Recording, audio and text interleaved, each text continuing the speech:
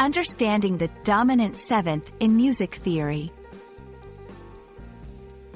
Hello, everyone. Today, we're going to dive into an interesting and important concept in music theory, the dominant seventh.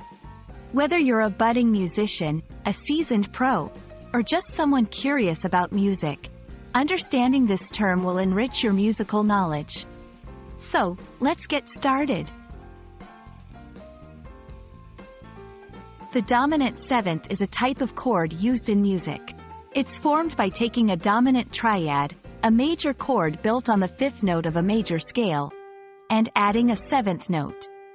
The interesting part? This seventh note is a minor seventh above the root, not a major seventh.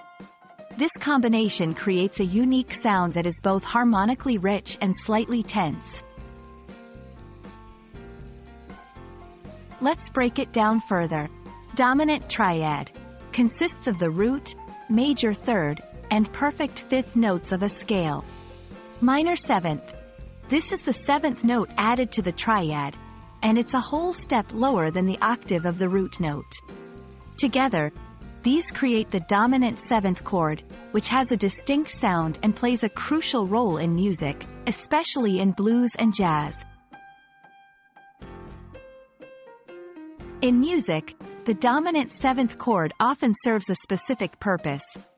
It typically appears in a song's chord progression, leading to a resolution on the tonic chord. This is because the tension created by the chord's unique structure naturally resolves to the tonic, creating a satisfying musical journey. And there you have it.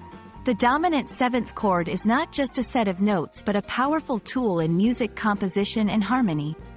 We hope this video has shed light on this fascinating musical concept. Keep exploring, and happy learning!